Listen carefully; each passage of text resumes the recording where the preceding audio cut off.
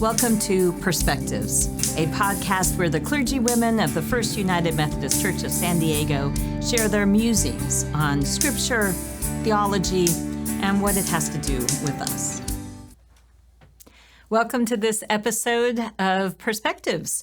We are continuing our conversation about travel and seeing the places in the scripture, two big major stories about biblical people making long journeys, long important journeys. And today we are also going to continue the conversation about a particular journey that many of the members of this church and a few other churches came together to partake in, and that is Sankofa, the pilgrimage in 2024. So it's good to have Reverend Brittany here with me, and I'm Reverend Trudy Robinson. Thanks for listening. I hope you will learn something and be inspired and find hope as we have this conversation. So glad you are here. The scripture that we used last week as part of this journeying series was the one where Abram and Sarai went a long distance to find a completely new home. And they were asked to be blessed and to be a blessing. And I think that's a similar kind of wish that God would have on the Apostle Paul as he went off to do his missionary journeys. He was really focused on changing the world as he knew it anyway. And I'd like you, Reverend Brittany, if you don't mind, to read the passage that kind of sets that up. Absolutely. We're reading from the book of Acts, chapter 13, verses 1 through 3. The church at Antioch included prophets and teachers, Barnabas, Simeon, nicknamed Niger, Lucius from Cyrene, and Manaen, a childhood friend of Herod the ruler, and Saul. They were all worshiping the Lord and fasting, and the Holy Spirit said, "Appoint Barnabas and Saul to the work that I have called them to undertake."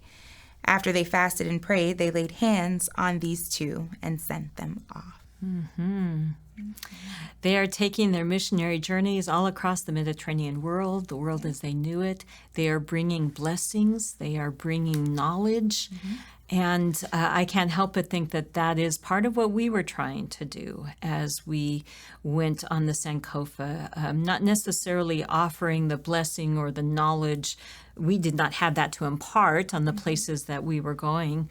Rather, we were hoping to gain those blessings and that knowledge. And we were doing that so that we could change the world.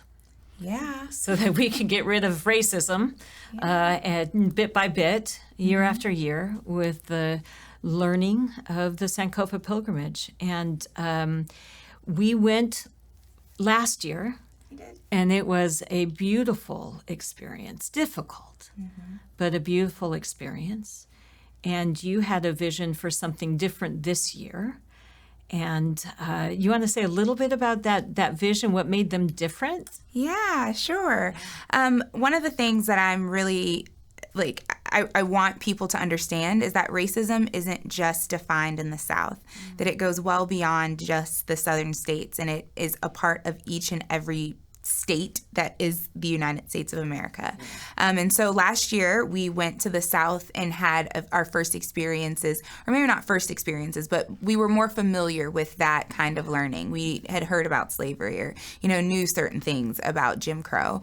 But we don't really talk about the North and its role and influence on the South. And so I thought it was really important that we go back to America's origin story that we hear a lot. And so we decided together and thought that we would go begin that journey in Boston. And so we started in Boston and made our way down the coast from Boston to New York, from New York to Philadelphia, from Philadelphia to the District of Columbia and Virginia and Maryland. Now, wait a second. Those were the good guys, right? They were the good guys in our nation's history. I know better now because I was on the pilgrimage.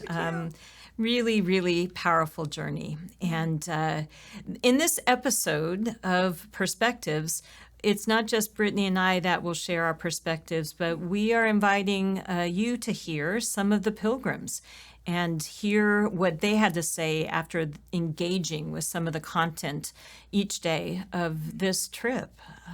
So it's wonderful for us to be able to hear the difference it was making, right? Yeah, a little bit like Paul recognizing, oh, they want to be baptized. Yeah.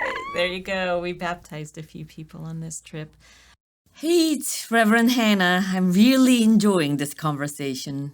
If you are too, be sure to like, follow, subscribe, or whatever you need to do on your preferred platform to get the latest Perspectives episode. We'll be bringing a fresh take on scripture, theology, and life each week. While you're at it, leave a review or drop us a line. We'd love to see your feedback. It's really gratifying to hear some of the reflections that our pilgrims had each day. And it was important for us to talk about what we were experiencing, to have it not just be something you take a picture of and you forget. Yeah. Right? Right. But to have it really sink in. And I think we learned from last year that those conversations about what did we just experience was really, really important. Yeah. I think when you have a day full of learning, right, it's not just an intellectual learning, but it's also this emotional learning. And a lot of times it's an undoing of oneself, right? An undoing of what you've learned previously or your experiences that you've had and kind of putting them into the light with the new information that you have and kind of what do you do with that. And so having the opportunity to reflect as a group on what we were experiencing and what we were learning was really, really dynamic. And it was a part of the overall learning opportunity. Yeah. And we tried to do some sort of reflection every day. We weren't always able to do that. Some days were packed so full. But the very first reflection we did was simply to set the stage and ask people why they came. Right. Why they were on this trip. And so let's take a listen to see what they said. What do I want to get out of this is I want to learn how to talk about this with my friends and my family, not just this journey, but this issue, and to learn the words to explain it. I said San Diego is a sundown town, was, and for the most part is. It is simply not written, but it was, for the most part is. But this is why we are all here, so that we can start to work together to say, but never again. It was to further learn what I was not taught in the LA Unified School System, right? What isn't talked about even today anywhere, and all of the hiding and sweeping under the carpet and ignoring the truth about how America was built. And I want to learn the truth because I don't want to be part of the deception, because I know from talking to people that there are, just a significant number of people who are happy to ignore the truth that racism is still very much a part of the culture of today, whether it is conscious or unconscious, that it's being carried forward and it's being perpetuated, and I don't want to be part of what perpetuates it. Don't you love that? I don't want to be part of it. I don't want to be a part of what perpetuates it. Yeah. Scott and Rick, the last clip, went the previous year, and so rewarding. So many people came a second year because it was such a powerful experience. Yeah, that was really lovely to see. I think he makes an interesting point, and something we, I think, saw in both of these pilgrimages. And that is, what do they say? The whitewashing of the history, right? To ignore the truth, the hard truth of it. And we saw that at the first pilgrimage and the second pilgrimage. And it was really helpful. All the prerequisite studies we did kind of set us for knowing something a little bit different, so that when we got to those places that really wanted to whitewash things, we got to say, oh, well, wait, Really? a little different. I think you're skimming over a few things. Yeah. And in the North, I really felt that. It felt like you had to hunt Oh, yeah. to find any recognition of a history of racism. Oh, yeah. Yeah. Because if we tell the story, right, the North was the benevolent of the country, right? Right. They were the saviors, but all of it trickled down, and it was everywhere. It was everywhere, and it is everywhere. Yeah.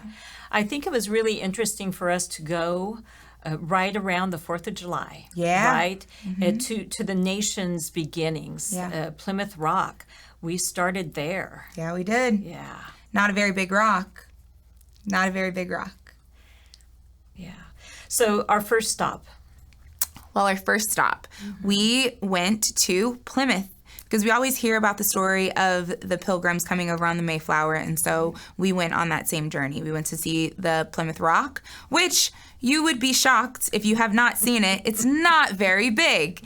I knew that, but everybody else who did not was like, oh my goodness, it's very small. But we went and saw Plymouth Rock, and then we went to the Plymouth Patuxent Plantation and got to see essentially how the pilgrims would have lived at that particular time on that land. And then we went over to the Mayflower and experienced what they would have experienced traveling from England over to this new land that they were set themselves up for, and just understanding being on the ship, right, the Mayflower, you get to understand first of all how small it was, how tiny it was, and how flimsy in many ways that it would have been, right, for such a journey. But it was even more complicated when you think about how enslaved Africans were transported across the Atlantic in conditions that were even more deplorable than that of the Mayflower. And so you enter the Mayflower and you're on the top deck, and then if you go down, there's a middle deck, and then if you go below, there are 2 decks below that, and that's where cargo was held. And we can imagine that enslaved folks at some point on journeys similar would have been obviously on those bottom boats. As cargo. At the very bottom. Yeah. And these tiny, tiny little boats carrying a great number. Of people. Yeah. So let's take a look at some of the reflections that came after the Plymouth Rock and the Mayflower in particular. Yeah. And I think being on the Mayflower, even though I was on the Pilgrims quarters, I don't know that I would have made the journey. That was really claustrophobic and overwhelming to me. And I can't imagine being on the next level below. When we got on the ship, I did not go downstairs. I couldn't go downstairs. It was very difficult for me to know that my people were like sardines down there. It was deplorable. It was terrible. Absolutely. There was a frame on top of the ship, and little holes were in the frame. And that's when the people on the ship used to look down at the slaves. And so when I saw that, I thought about some of the movies that I had already seen based on that. So it was very hard for me to go downstairs. I'm so grateful for the Black man, one, and women that came with us on the trip to join that conversation and be willing to have it with us. Definitely they had a different experience, and yet we got to empathize at the very least, as we heard the other woman say. Tough stuff. Very tough stuff. Yeah. And it just kept on going from there. I know that Plymouth Rock, the Mayflower, you can't think of those things without thinking of the Indians, right? Yeah. And Thanksgiving and the story that we tell one another about that. And you made it a point in this journey to talk about the colonialism and the racism that occurred around the Native Americans. Yeah. I mean, I think it's really important. I mean, Dr. King said a threat to justice anywhere is a threat to justice everywhere. And so I think it's important to talk about the intersectionality of these things, of course. When we talk about the founding of America and the founding of this country, we talk about the Thanksgiving story, but we're not talking about it from the perspective of the Wampanoag tribe and the people who experienced this devastation of what colonialism has done and did do to them. So it was really important that for me that while we were there that we didn't only get the as we referred to it, the whitewash version of history going to the Plymouth Patuxent plantation, but that we also got the experience and understanding from folks whose families lived it, whose bloodline is deeply rooted in that land. And so we went to the Wampanoag Museum in Mashpee, Massachusetts, and got to really understand their experiences.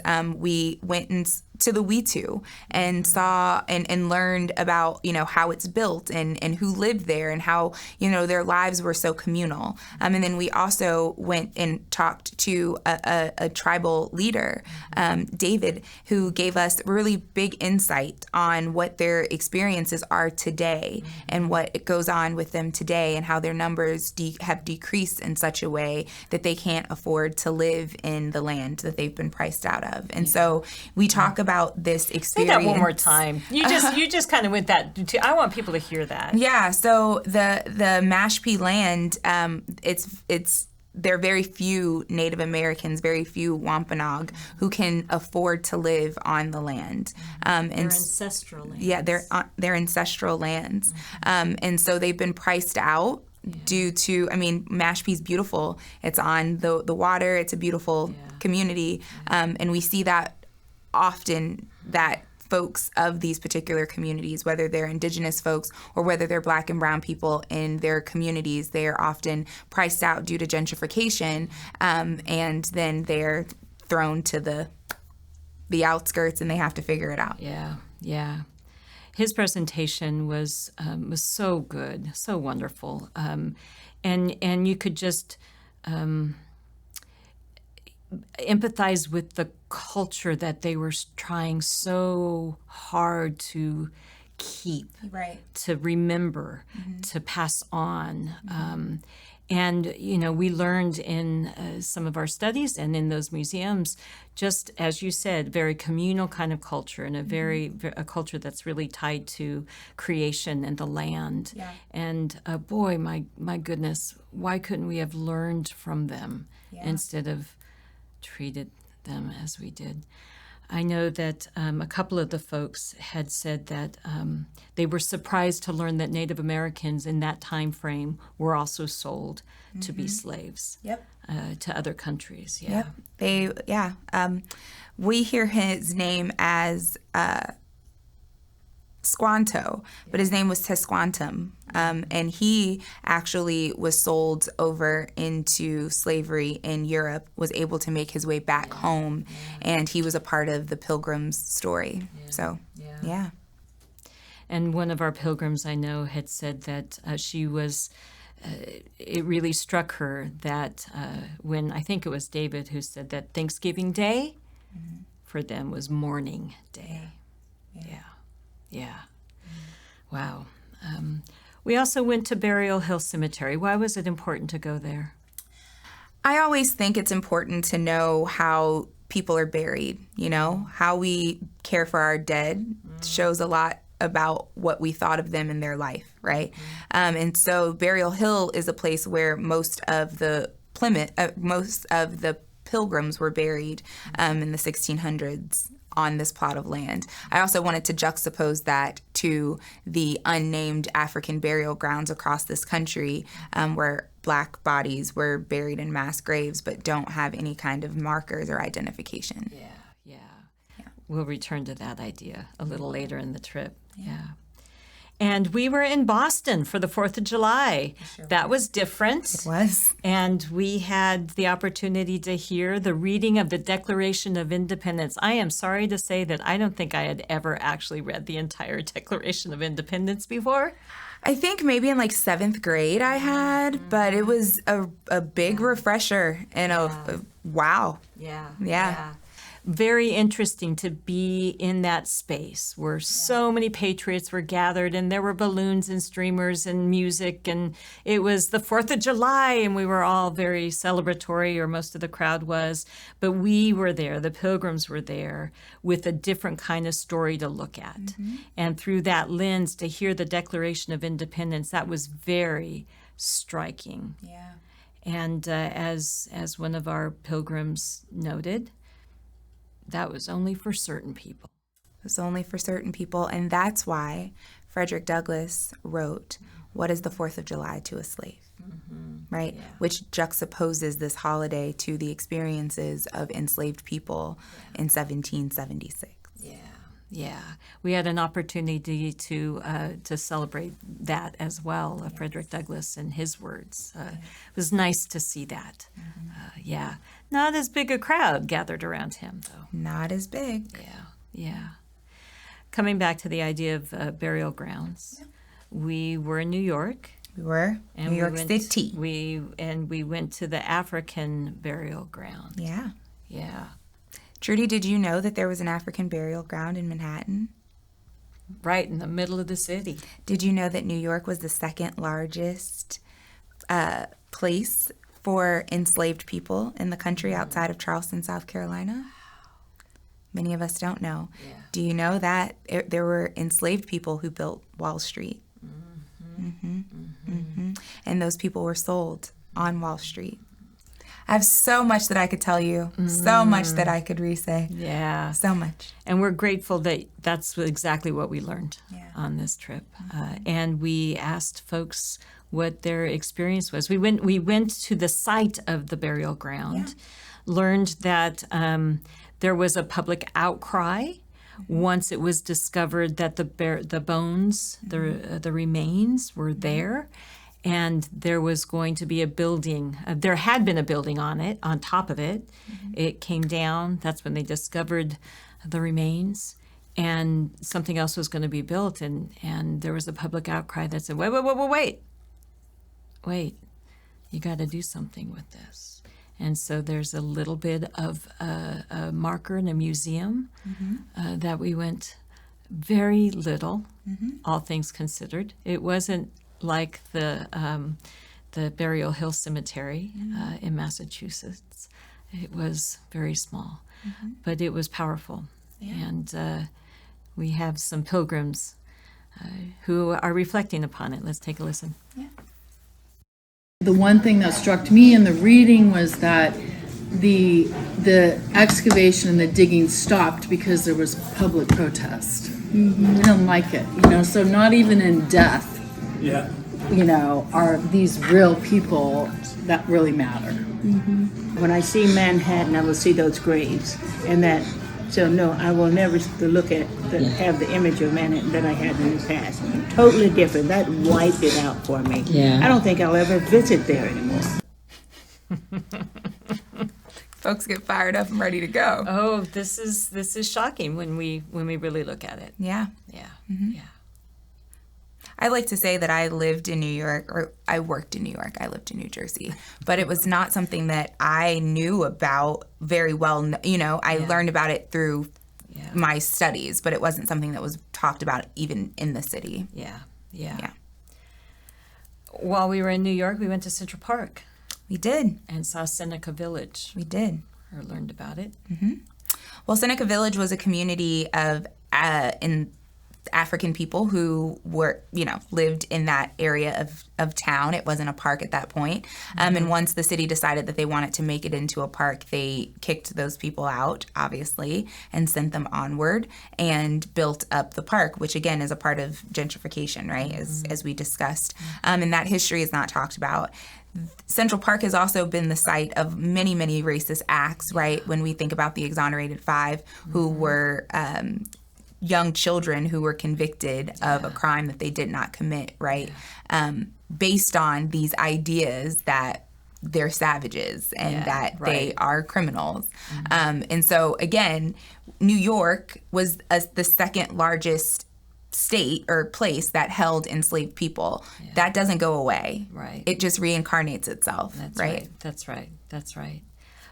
In the next set of reflections, some folks in our conversations moved from the reality of Seneca Village towards gentrification and then towards sundown towns. Yeah. You want to explain what sundown towns are? Yeah, well, sundown towns were historic. Usually they gained most of their popularity in the 1950s, before the 1950s, during that time, during the Jim Jane Crow era, as I like to call it.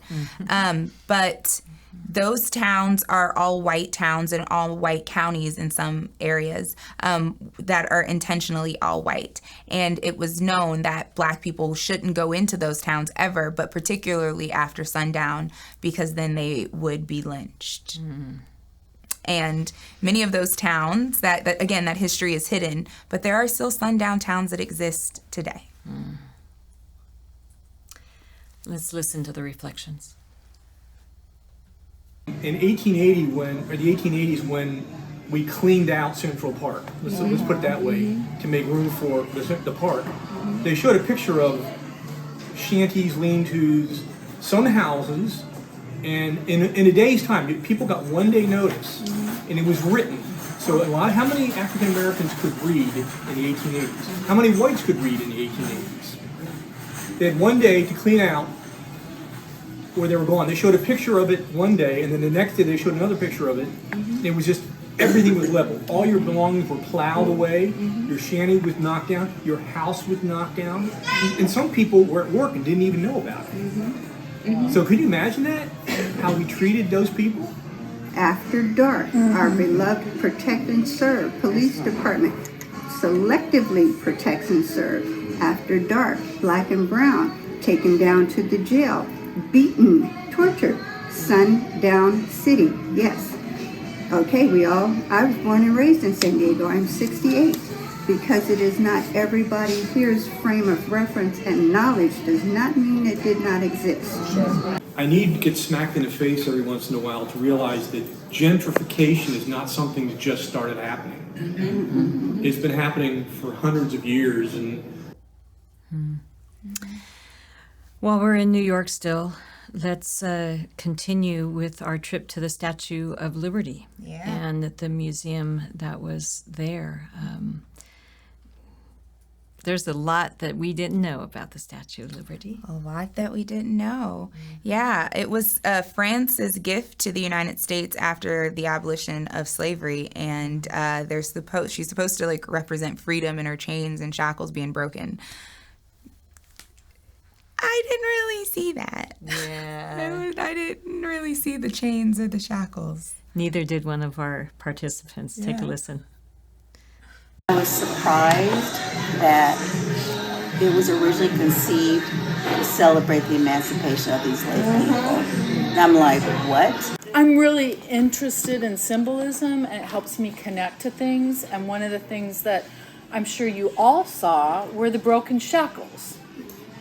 Did you? I didn't. I looked and looked and looked and looked. They're not readily visible. There's a metaphor. There's a metaphor. There's a metaphor for what we're learning, for sure. We're halfway through the trip, and there has been such learning already. And there's so much more yet to come. But we're going to close it up for this episode now and simply give you some things to think about as you've heard all of the pilgrims had a wonderful experience of learning. Wonderful is not the right word, but it was impactful. Impactful. That's a much better word. So much to learn. And we hope that you've learned something by listening to this. We hope that you have been intrigued by what you don't yet know and how we might yet become something that is closer to what perhaps we could be. So, we'll see you next time. Thanks for listening. This is a production of First United Methodist Church of San Diego. To learn more about our events and ministries and to access additional learning resources, visit fumcsd.org.